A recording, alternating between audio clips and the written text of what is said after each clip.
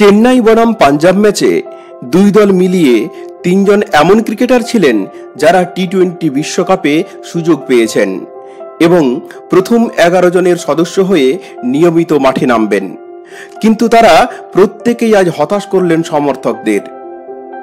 এদিন টস জিতে চেন্নাইকে প্রথমে ব্যাট করতে পাঠান পাঞ্জাব অধিনায়ক শাম কারান।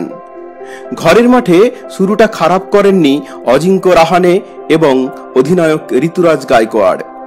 তাদের ওপেনিং জুটিতে ওঠে 64 রান 8.2 ওভারে, কিন্তু তারপরই 64 থেকে হঠাৎই 70 রানে 3 উইকেট পড়ে যায় চেন্নাইয়ের। টি-20 বিশ্বকাপে সুযোগ পাওয়া শিবম দুবে 0 এবং রবীন্দ্র জাদেজা মাত্র 2 রানে আউট হয়ে চাপে ফেলে দেন দলকে। স্তব্ধ হয়ে যায় চেন্নাইয়ের গ্যালারি। অধিনায়ক ঋতুরাজ এরপর প্রথমে সমীর রিজভি ও পরে মঈন আলীকে সঙ্গে নিয়ে ইনিংস মেরামতের চেষ্টা করতে থাকেন, কিন্তু রান তোলার গতি তিনিও খুব বেশি বাড়াতে পারেননি। 48 বল খেলে তিনি করেন 62 রান। 13 বল বাকি থাকতে এদিন মাঠে নামেন মহেন্দ্র সিং ধোনি, কিন্তু তার ব্যাটও আজ খুঁজে পায়নি মারমুখী হওয়ার পথ। 11 বল খেলে মাত্র 14 রান করেন তিনি, একটি 4 ও একটি 6 এর সাহায্যে। 20 ওভারে চেন্নাই তোলে 162 রান।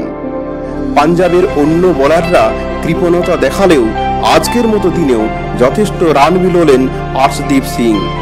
4 ওভারে তিনি দিলেন 52 রান, বিনিময়ে একটা মাত্র উইকেট। যথেষ্ট হতাশ করলেন বিশ্বকাপ স্কোয়াডের এই বোলার। জবাবে 163 রান তাড়া করতে নেমে মাত্র 3 উইকেট হারিয়েই 17.2 ওভারেই জিতে যায় পাঞ্জাব। জনি বেয়ারস্টো 30 বলে 46, রিলি রাসো 23 বলে 43, শশাঙ্ক সিং 26 বলে 25 এবং শ্যাম কারান 20 বলে 26 রান করেন। এদিন চেন্নাইকে হারিয়ে কিংস 11 পাঞ্জাব প্লে অফের দৌড়ে নিজেদের টিকিয়ে রাখল।